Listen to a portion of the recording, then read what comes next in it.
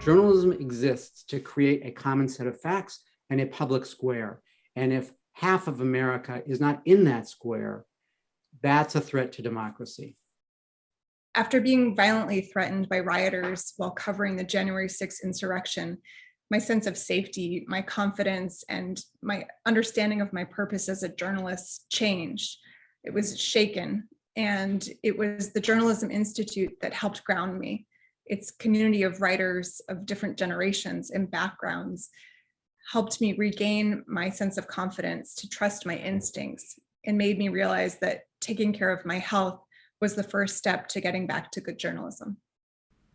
I support the Journalism Institute at the National Press Club for a number of reasons. My organization, Resolve Philly, has worked with Julie and her team on a host of programs, both in person and virtual.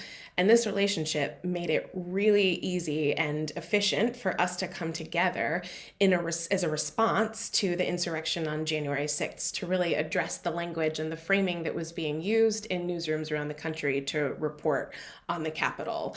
We presented a program together that really gave journalists real-time tips, real-time best practices that they could then take and implement in their reporting. I support with my pocketbook as well, and I am an avid consumer of the Institute's newsletter. Can you think of a more challenging time to be a leader in journalism? I can't, and that's why our leaders deserve all the support we can give them, and why it's my honor to write the leadership column for the National Press Club Journalism Institute's newsletter, The Latest. We need to focus on the gravitas of journalism and the good times of journalism, and how leaders can help their teams lead with both quality and empathy. Toni Morrison once said, and I was watching the documentary a few days ago, it's that when most people write, they usually have a little white man on their shoulder. That's the person they explain to. And I think that's particularly true when we talk about general interest journalism. We think about who the audience is. It typically looks like that person.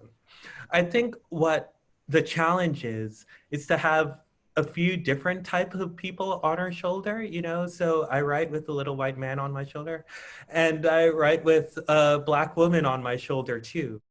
For me, I think about diversity as it's just core to the mission. It's not a negotiable. It's not a side thing. It's not I'll get to that in Q3 when we have time. You're just not doing your work if you're not speaking to everybody and talking about the issues that affect everybody at the table. There's not a president that's ever served that doesn't hate the press. I think that they've been treated more unfairly than any president in the history of presidents. The mission of the press secretary's role is to provide information, truthful information, but to control that information in a way that shines the best possible light upon the president and his objectives, his priorities, his agenda. And the press's mission is something else. It's to find out every single thing that's going on every single minute. If they could be in the president's bedroom when he wakes up, they would. Well, you all think you should, I know. And never have a minute that didn't provide full access and transparency into what's happening. So, and the public's interest lies somewhere in between. Full access would preclude honest dialogue and debate about complex topics.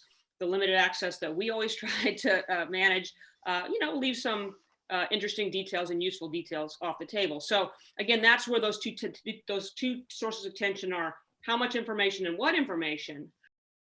The Institute is known for addressing heavyweight problems, press freedom, race in America, that kind of thing. When they had me come by, I talked about verbs. I did these sessions on writing, and what was so fun about them was it was a reminder that, yes, we have to deal with major issues in journalism, but sometimes we need to pause and just talk about the craft. And that was a lot of fun. And I think people appreciated the fact that we could talk about what makes a sentence sing. I support the Journalism Institute because the Institute supports science writers and the entire community of journalists with programs and resources that speak to the field's critical and urgent needs.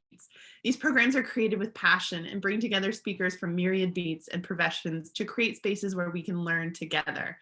They bolster what we can offer our own community of science writers. And I cannot tell you how many of our members and people I have referred to online sessions like, what would anti-racist journalism look like? To Julie and your incredible team at the Journalism Institute, thank you for being there for all of us.